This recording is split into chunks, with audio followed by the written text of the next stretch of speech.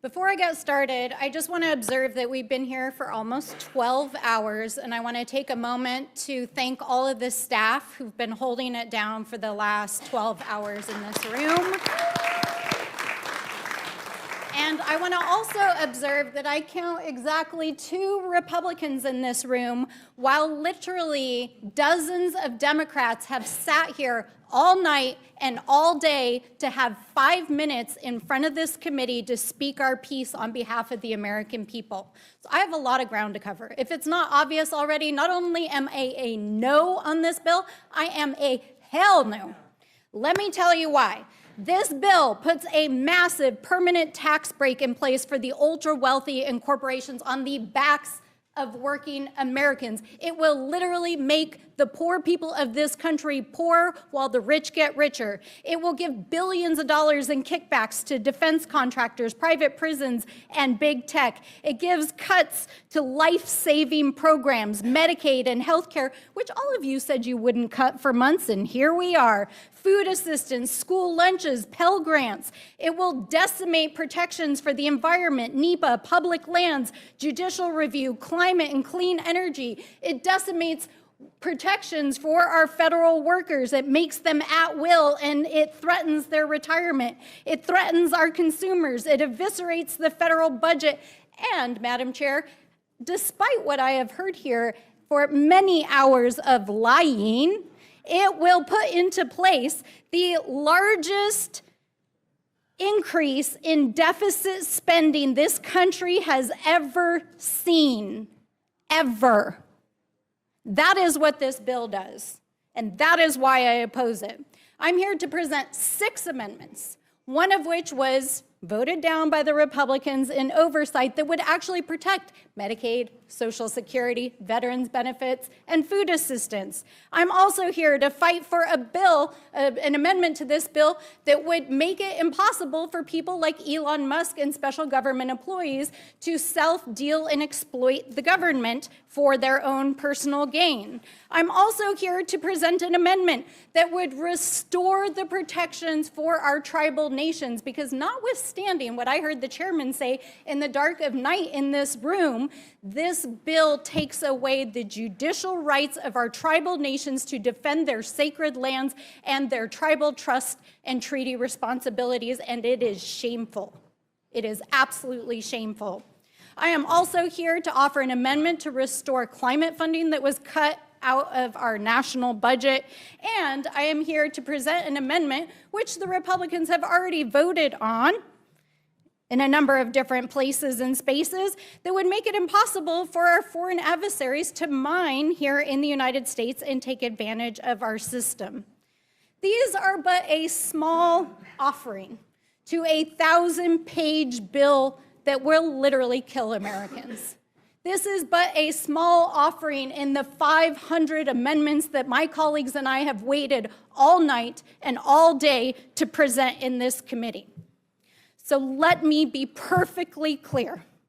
This bill will hurt the American people. It will raise the debt. It will give permanent tax breaks to the ultra wealthy. It will put billions of dollars into the pockets of Donald Trump's friends. It will cut life-saving programs. It will decimate protections for our communities.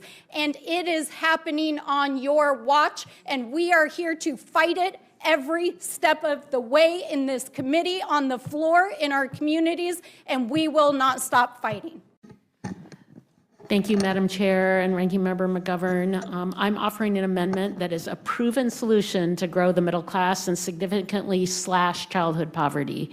Families across the country are struggling to make ends meet, and addressing the high cost of living is the #1 concern for Americans. My amendment would restore the largest ever middle-class tax cut by increasing the child tax credit and making it fully refundable. The current child tax credit leaves out 1 in 3 kids because they live in families that don't make enough money to access the full benefit. The Republican bill will leave out 17 million American children who are in families that don't earn enough to receive the full child tax credit. This Republican billionaire bailout bill would give the ultra-wealthy millions of dollars in tax breaks, while a two-parent family working full-time, earning minimum wage, wouldn't qualify for the full child tax credit. Republicans claim to be pro-family, but they are knowingly leaving out the parents and children, the families that are struggling the most to make ends meet. I recently met a mom from Washington who has 4 adoptive kids. One of her children has a severe developmental disability and requires constant care. She worked multiple jobs so she could provide for her children. In 2021, she began receiving monthly child tax credit checks under the Democrats' American Rescue Plan. These payments allowed her to bring in extra help to care for her special needs child so she could also spend more time with her other children and do things like taking them sledding in the winter. She told me that she finally felt like she had room to breathe with the extra money that helped support her family. That's what families really want, the stability and certainty that they can not only just get by, but also get ahead. Since the child tax credit payments ended in 2021, she's had to pick up more work to make ends meet again, meaning she spends less time with her kids. This budget bill shows where people really stand and shows where Republicans really stand, and it's not with hardworking Americans.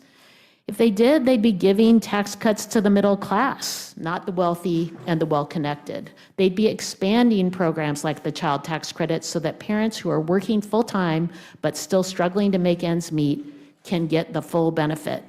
I urge my colleagues to support that amendment. I also have a second amendment that will reassert Congress's authority over trade, which is based on my legislation, the Prevent Tariff Abuse Act. President Trump has been waging a trade war around the world since he took office. This includes our close allies and economic partners like Canada, Mexico, and the European Union.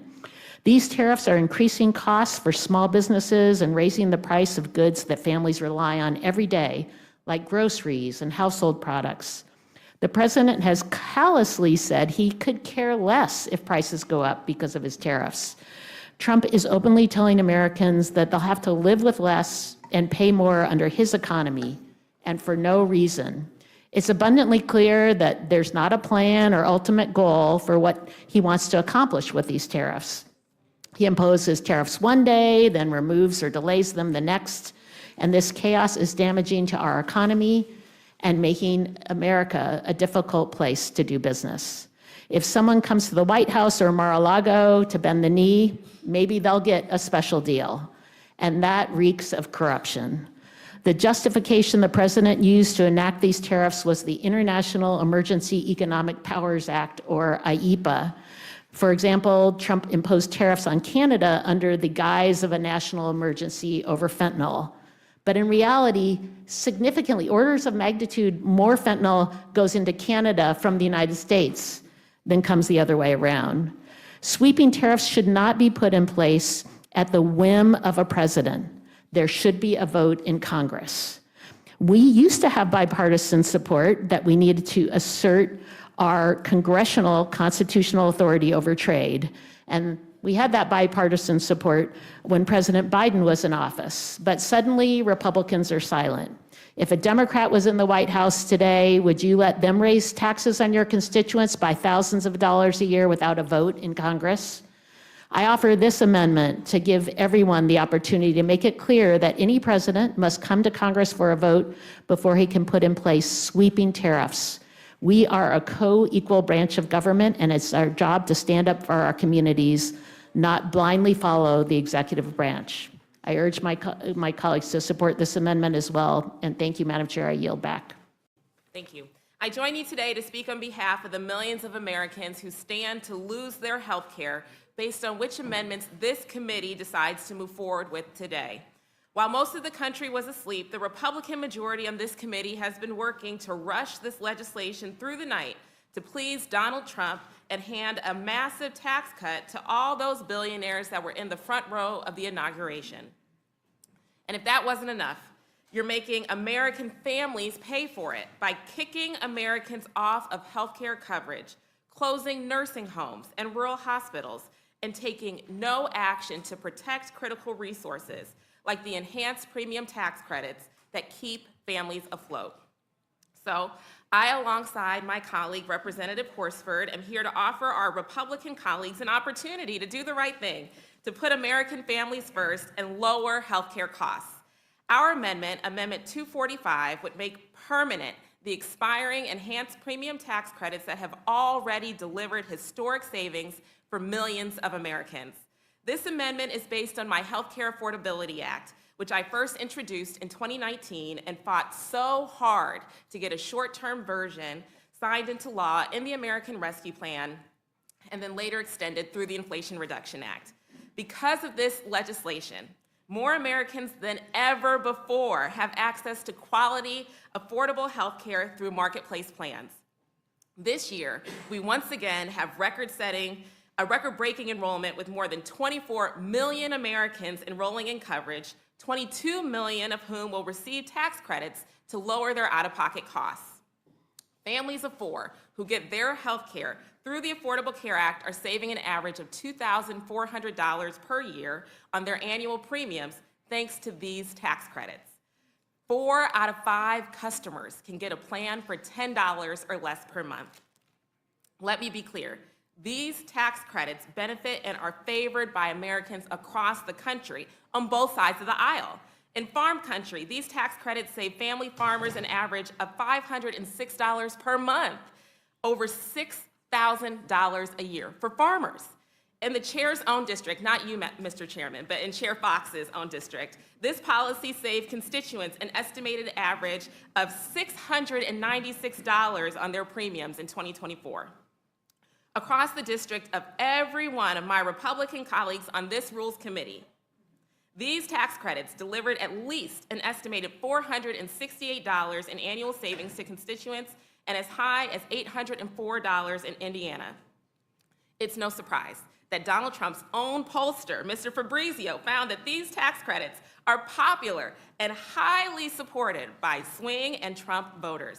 And they're supported by a broad range of providers, healthcare systems, and patient advocates too. Because these tax credits don't just work, they provide an essential lifeline for families across the country, and we cannot let them expire. This tax package is already a disaster for working families, and without this amendment, it's catastrophic. Without it, healthcare costs will skyrocket, and over 4 million people will be priced out of healthcare. That's on top of the 8.6 million people that are already being kicked off of Medicaid by this tax bill. I urge my colleagues across the aisle to stand in solidarity with the American families instead of billionaires by supporting this amendment. Thank you, and I yield back. And all the spending cuts, I can get 2.5, we're borrowing 7.3. Moody's says, and now a couple others, in 9 budget years, we're borrowing 9% of GDP. Now, we can't tell our voters that because they'll lose their minds if we tell them the truth, that interest and demographics are the driver of debt. So unless we do the revolution... Is the Committee for Responsible Federal Budget right? I guess what I but just read is wrong? But in some ways, that's the same numbers just came up from CBO. Correct, that this bill would increase the deficit significantly, right? No, You concede that. This bill will increase the debt by about 2.3. Okay. I would add another 400, and I can do the math off the top of my head because, you know, that's my parlor trick. I would add another 400 in interest. Republicans turn their back on the people that you represent. You have to push this midnight madness because you're putting your constituents in dire situations and you want to block them from defending themselves. And you want to ensure they can't by yanking their health care while they're sleeping. I know how important Medicaid is to so many Floridians and people across the country, and I swear I will defend it to my last breath. So I ask each of you, would you vote for a bill that could take away the care of a loved one facing cancer when they needed it most? Hide in the dark if you want, but history is watching, and the people that we all serve will remember how you answered. Right now, SNAP rules allow parents and caregivers with kids under the age of 18 some flexibility if they can't meet the 80-hour-a-month work requirement because they are raising a kid, caring for family, or stuck in a job with unpredictable hours. They don't lose access to food. This bill changes that. It pulls away basic benefits from the moment a child turns 7. That is a cold, calculated cut that targets struggling families. This provision alone would make this bill reckless, but combined with the sweeping cuts to family services my Democratic colleagues have been highlighting all day and all night, it's not just irresponsible, it's cruel. This bill doesn't serve working Americans, it punishes them. If you don't own a yacht or fly on a private jet, this bill makes your life harder, not easier. It makes your life worse, not better. And it gives you a shove down, not a hand up. This is a backwards, out of touch policy that ignores the real lives of working families. These provisions ignore the daily struggles parents face as they juggle low-wage jobs, childcare gaps, and unpredictable schedules just to keep food on the table. It doesn't encourage stability or self-sufficiency. It punishes poverty. And it sends a dangerous message. If you are struggling, you are on your own. I hope you will support my amendment, and perhaps more importantly, I hope you find it in you to really take the negative impact of this entire bill into consideration and vote no. And with that, Madam Chair, I yield back. You know, Madam Chair, I had a very wise and funny godmother. Her name was Joan Casson, and she used to say to me, "Mad, remember, nothing good happens after midnight." So I came here in the middle of the night to see if Joan Casson was correct. And I sat here for hours and hours in the dark of night as members struggled to even stay awake because you noticed this hearing in rules of one of the most important, big pieces of legislation, I won't call it beautiful, that we will vote on this year. One of the most important. And I am baffled that you called this important hearing on this important legislation that you all seem to, well, some of you seem to prize, for 1 o'clock in the morning. Joan Casson was right. Nothing good, nothing that you're proud of happens after midnight when you call such a hearing.